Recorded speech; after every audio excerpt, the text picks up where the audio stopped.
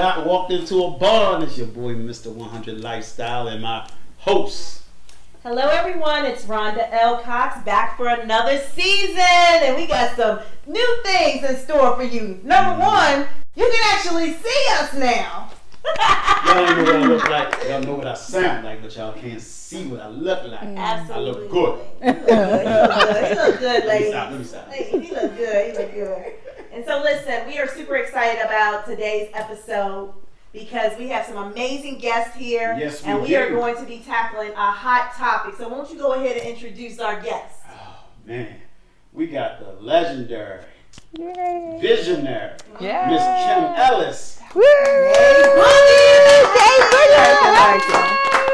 And let me do this one. You gonna do this one? Because this man right here absolutely needs no introduction. If No you drum have, roll? no drum roll. If you've been on social media for the past 10 years, you know this face. And if you don't know this face, you're going to know the voice. Right before us is a man that I happen to know a little bit better than maybe some of y'all because he is my daughter's father. But the one and only PFK Boom!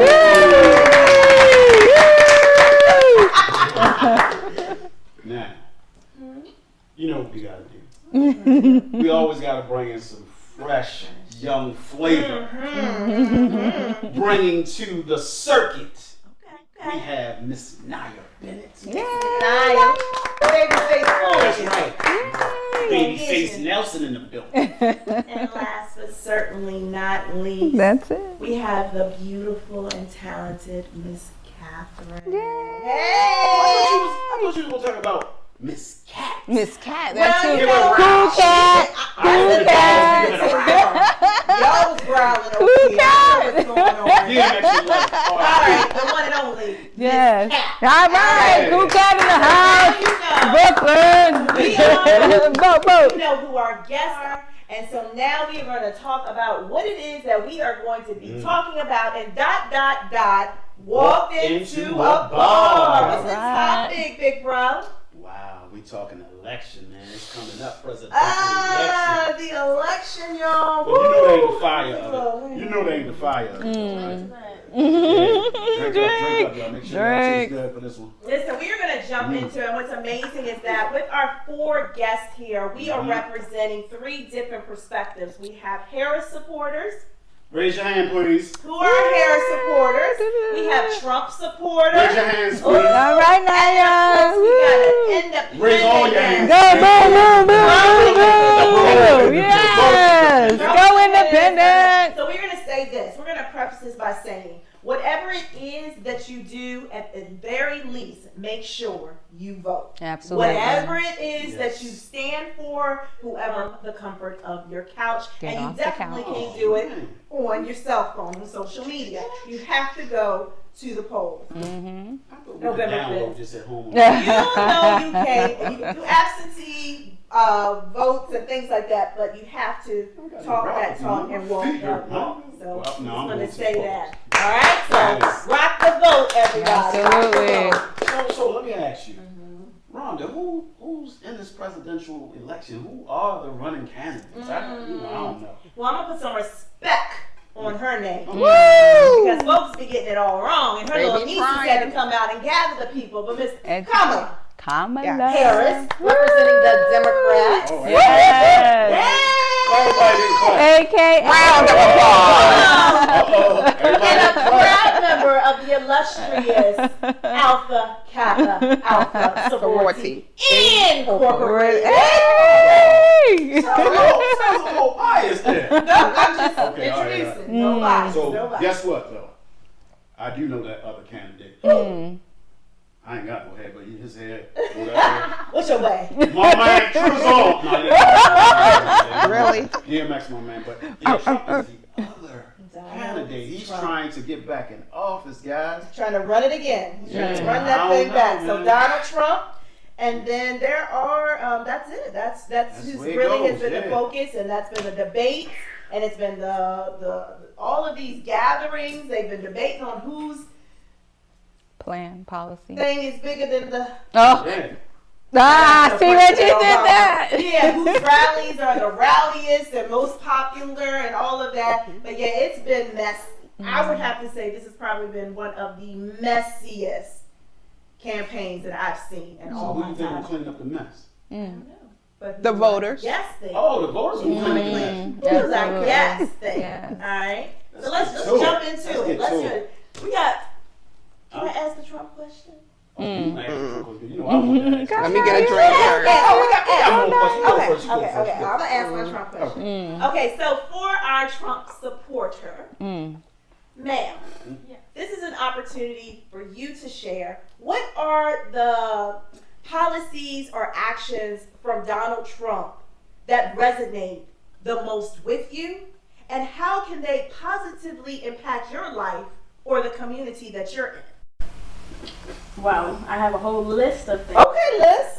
I want to start out by saying I hope nobody here thinks, because I've had a bunch of people come back to me and say, oh, what about Project 2025? Does everyone here know that Project 2025 was not written by Trump? Correct. We know that. Yes. Not written by Trump. Correct. Agenda 47 is what Trump actually did write. There's many videos. I went through them all last night, actually. And it sounded like a bunch of things that I agree with. One of the things, to get inflation back down.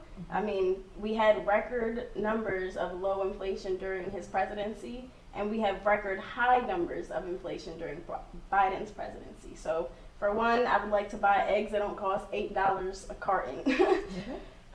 For the second thing, the border crisis, which I believe, honestly, the media has downplayed a lot of what's really going on during with the border, and I know everybody kind of tries to say that he's a failure because he started the wall and it never got finished, but the facts are that we had much less numbers of illegal immigrants coming into this country under Trump, and we've had record highs, so literally the complete opposite again with Biden.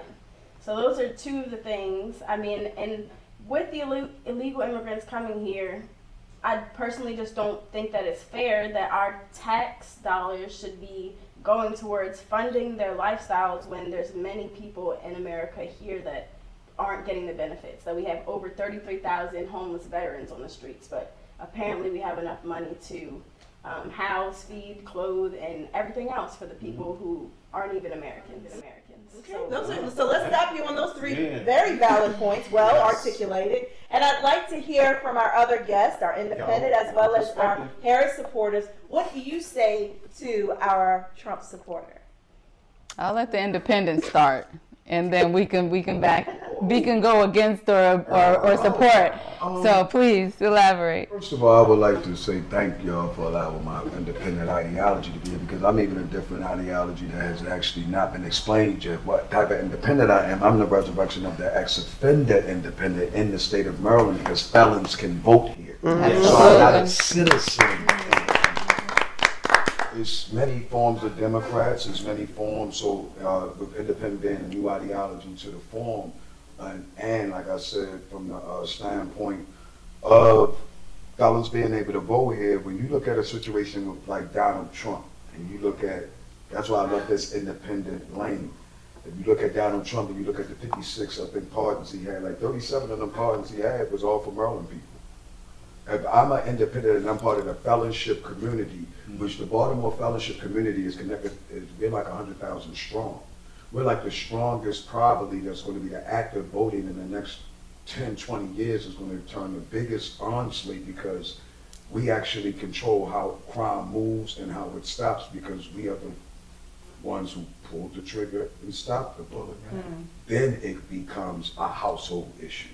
So once we like I said, start looking at the marbles and no harm, no foul. I actually flew over to California and we started to fight against Kamala Harris with her legislation against California citizens, along with Commissioner Batts and many others. That's why I was on the ground in 2014, 13, and many other times, because no harm, no foul, there was a government issue sent to Ms. Kamala Harris when she was Attorney General to release 7,400 inmates, and she wouldn't, because no harm, no foul.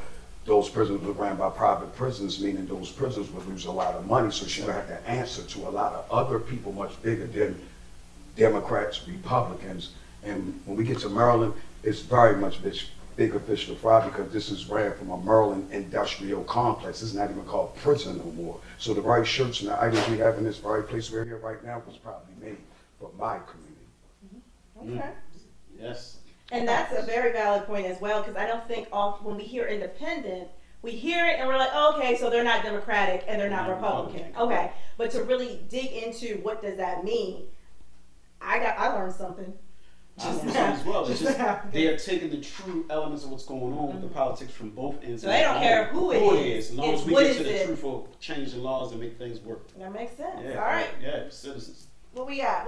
Well, no, I agree a lot with what Boom is saying because of my own personal background. Having been in criminal justice in terms of a career, I was an expert in criminal justice for 25 years, and a lot of what he's saying is correct. However, from a political standpoint, it's really hard for people to understand that you have the presidents who make these, who are the heads of state, more or less, but a lot of the laws and the things that we're talking about are done at lower level politically. And so I think people really need to understand the dynamics and the economy of politics and, from a civic standpoint, what people are and aren't allowed to do. However, if we have one party that is saying this and is verbally just telling you outright in terms of Trump versus Kamala Harris, I'm a Democrat, so I'm going to speak from that perspective. To me, when I'm looking at what she says and what she does and understanding that there's quid pro quo in politics, a lot of people don't want to go in politics because they can't stand the griminess of it, and you have to give a little to get a little. It's kind of like, pimping. So with that being said, it's kind of hard for people to get the legislation and stuff that they want done. It has to be done in a timely fashion. It's not like, okay, I have this idea, I want to go. Look at what the Senate did when Obama was president. Their whole mandate was, we're not going to let anything through. We're not going to let any work get done. We're not passing any bills. We don't care what the public thinks. Our main mandate is to make sure this man doesn't have a successful term, so he doesn't have a second term. Exactly. And so when you're looking at it from an integral level, they're not for the people. The people are for them, like the elite. I think now it's not even, you can call Republican or Democrat, but it's really more about the have and the have-nots. The people who have money and power and prestige and the people who don't. And that's about a 3%, 97%. So to be honest, we all in the same boat. You want what I want. You just trying to hitch your wagon to the horse you think's gonna pass first. But when you think of what he brings with him in terms of his legacy, he is not who you should have represented. If a felon couldn't get a job at McDonald's, why the hell should he be able to run the United States of America? I'm just saying. Valid point. Ms. Cat. I'm here and I'm on deck. So I want to I am excited to be speaking with you guys and sharing perspectives with you. So the first is facts, right? Let's lay facts on the line and talk about what the truth is, no matter the talking points and whatever you get your information from. 3 administrations that we can compare and contrast: President Obama, Donald Trump, and then President Biden. Under President Obama, jobs was at 11.4 million people. Under Trump, it was negative 2.7 by the time he left office. And under President Biden, it's 15.4 million people. So that's just facts on actual job production. Then we're talking about economics, right? S&P under President Obama was up 66%. Under Trump, it was at, I think it was like 16.4%, and under Biden, it's up 64%. So those are facts. And then border, which you brought up as far as immigration, under President Obama, it was negative. But during that time and his presidency, he actually tried to pass a border bill that Marco Rubio from Texas tried to co-sign on it. And then, as Kim just said, because the main priority for the Republicans was to not let him pass anything, he backtracked on it, and that actually ruined his career. So the border bill tried to get passed to address those issues. Then under Trump, Donald Trump, the border apprehensions and crossings was the same amount when he came in as to when he left. And now under President Biden, apprehensions is up 250%. Those are facts. So let's just kind of talk about that. So if we're talking about numbers, obviously Trump was not as great as people want to project that he was. The facts are the facts. Under President Obama and under President Biden, his numbers were abysmal. Talking about laws that actually passed, right? He passed, Congress during that time passed 355 bills. He only signed 141 bills into law. A lot of that was for COVID, which he blotched, right? And that's what led to the low unemployment and to the recession. So we want to talk about inflation. Absolutely. First of all, eggs don't cost $8. They're like $3.50, $4 at the most, $19 if you get organic. All right. So let's talk about that for real, facts, right? And then let's talk about who sets the prices for your eggs, for your bacon, for your milk. Is it President Biden, President Trump, or President Obama? Do they set the prices for your eggs? They have a. No. Do they set the prices for your eggs? Yes or no? I mean, they're not the ones. No. It in the Do stores, they? but So they who do does have that? an effect on No. Who sets the prices for the eggs, the bacon, and the milk? You're not Purdue, right?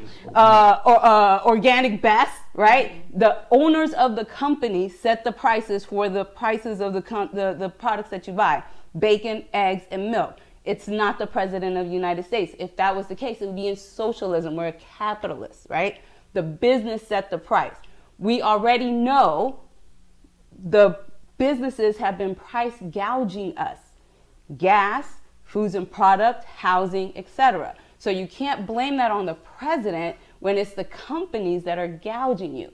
And why are they allowed to gouge you? Getting to your point, the businesses are lobbying, aka bribing congressional Republicans, not the president. Not saying that doesn't happen, but who's passing the law? Is it the president? Does the president pass the law or he signs the law? He signs it. So who's passing the law?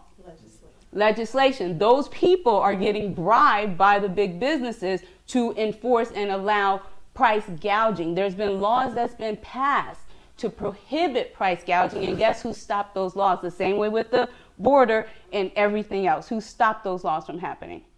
Trump. The president? No. The ex-president? No, Congress.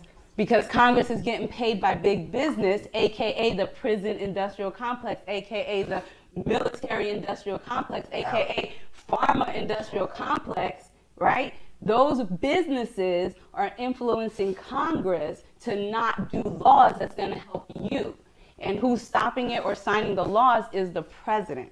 So when we talk about inflation, when we talk about border crossings, when we talk about all of that, we can point the finger to a president, but what Congress do they have to help them enforce the laws is going to help all of us and not just big businesses, which is in essence what the presidency of Trump was to only help big businesses. Because if the only thing you could talk about is border crossings, they weren't lower. Well, I have more things. I mean, but So that's just before one of the that things. happened- But so that's just the point on those Great. things. So go ahead. All right. All right. Thank you so much for that. That was very enlightening. I'm glad Yes. that you even brought that in to talk Sure. about the three branches of our government and the importance of that. So when we come back, we're going to jump back into those questions. Yay. You have something cute you want to? Listen, I just don't want to pay $8 for my eggs. I'm trying to tell you, me And either. on that note, we'll be right back.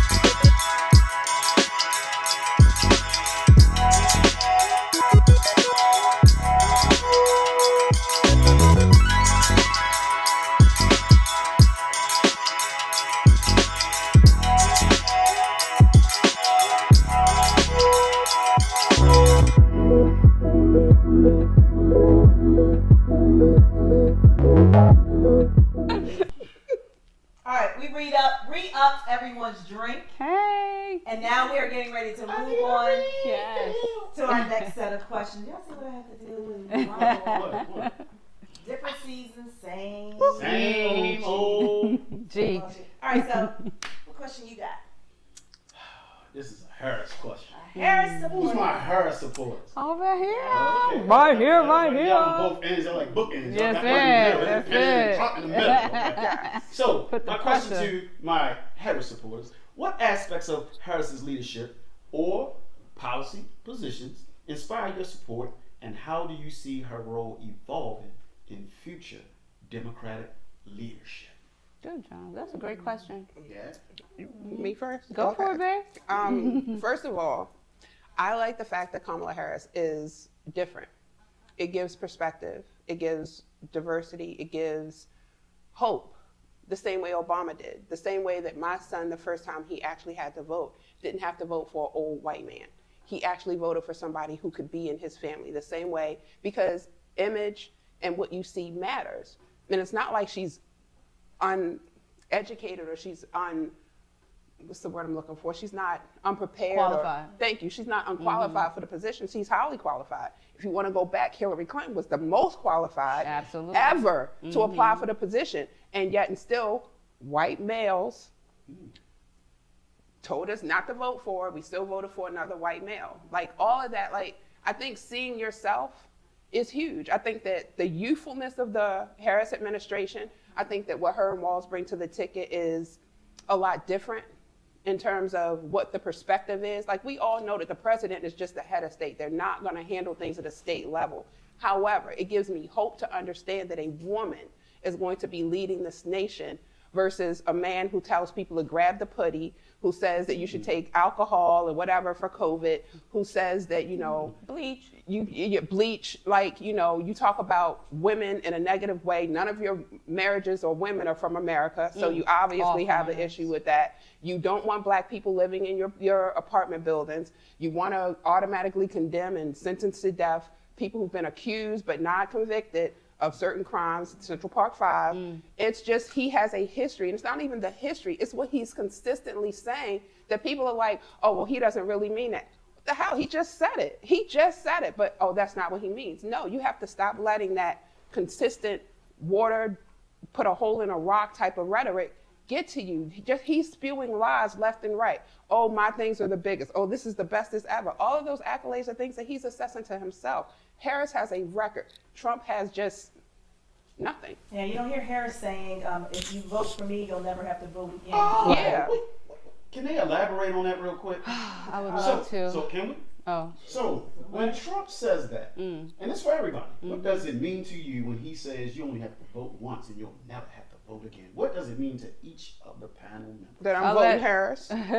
I'll let Ms. Naya answer, and I would love to follow behind her. Sure. Absolutely. I mean, if I'm being honest, if that was the case, I would be thrilled, honestly, but I don't know 100% what he means by that, just like I don't know 100% or half the things that Harris says, but I mean, I don't really know 100%, honestly. I just think in general, and I wanted to ask you a question too, like as far as you were saying, like you appreciate having a black person, which I mean, another thing that I think people don't like her for is the fact that She said she wasn't black?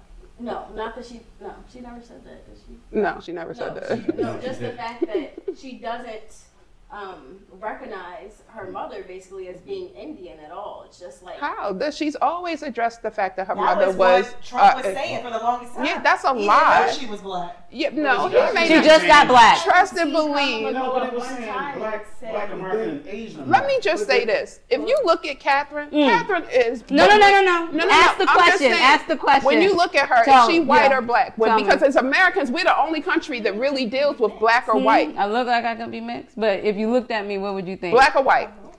She looked like a person of color, right? She got that curl. She's not even American. She's Panamanian, but she's been in the military. But the point I'm making is just because of how she presents, she's ostracized. You yourself are a young woman of color, whatever nationality that comes from. The Trump administration is not geared towards you. You have daughters. Who want? Come on, like. Hold on. I'm sorry. Boom. Go ahead. HBCUs than Obama. Wait, what? Funding, by the way. Wait, what? Say it Trump again? gave more permanent funding to HBCUs than any president in U.S. history. So I know where your talking point is, but I'm gonna let Boom answer it, and then I'm gonna jump in afterwards. Go ahead. No, but go ahead. Yeah. What Boom. Trump would say something when he's saying that. First of all, it's not.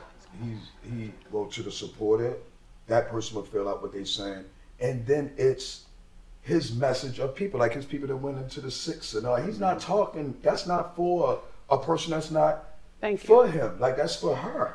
You heard what she said? Well, then she feel as though she's good. Now check this out. My other part that I have now, I'm blessed to be an independent. I came from a melanated, dark-skinned black woman in 1954 when Brown versus Education had just came in. You know what her family did? Sent her to Catholic school. They didn't want her in that. Only thing I will say, I had two different types of sisters. One looked like Camilla, light skin, and one looked as dark skin as ever that got dreadlocks. When Camilla gets in, my dark skinned sister's not gonna get treated like Camilla because she's in that office. That's me talking one. I have to defend every little black young lady that's not gonna benefit because Camilla, and because I'm in Gilmore Homes, I'm in Park Heights, I'm in California. So where I'm at, when Camilla get in, that same little young lady still not going to eat. She's still going to be called ugly, dark skinned. You still got to go get a perm, your bush ain't night. So after that lady get in, can we get to the real stuff that we as black people, if we want to be black when it's time to be on TV, or could we be black at night, day, and when we post to, when whoever get in, it's still going to be that I'm still 253001. I'm not Davon Neverdon, and I'm not Boom. I'm 253001 in my community. We are numbers.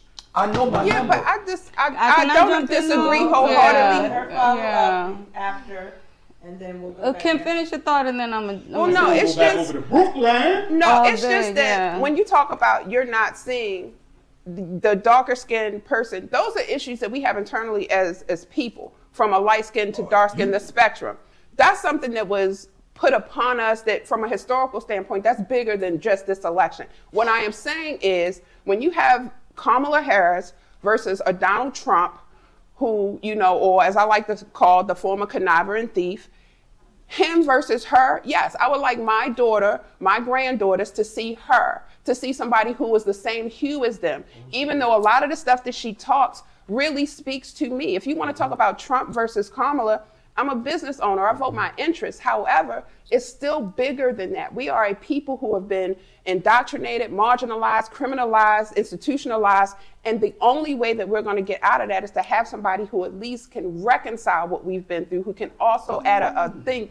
You could talk about her record in terms of the criminal justice system, but the system is the system. You operate within the system. But when you're able to adjudicate a case and say that this person can get, you know, probation before judgment, or this person gets 20 years for this sentence, that's a lot of power. And what I feel is that she utilized that power in the best way that she could. And I've worked in the system on both aspects, in and behind the wall. So I disagree a lot with the whole saying that just because she's not the dark skin, the colorism issue is an internal issue within the black community. I'm talking about the fact that this young girl, no matter what hue she is not going to be looking at an old ass, decrepit ass, orange clown sitting there making judgment on her and her life that he knows nothing about. In the projects, you know what Well, the can young I kids are jump in saying? now? They're saying, because you know what they're saying, and I'm gonna say what I hear on this media ground. What they're saying is, "Yo, gave me $1,500. I'm ready to go up in that joint." All right, And so he let's already- no. That's he the already perfect helped us. segue. You would have got it That's before. it. You would have got it before. He just Wait. wanted to put his I'm name saying on right it. now, Right. to go in the Can I booth, jump in on that $1,500 one? going in the booth. Well, let's Thank I'm you. gonna give you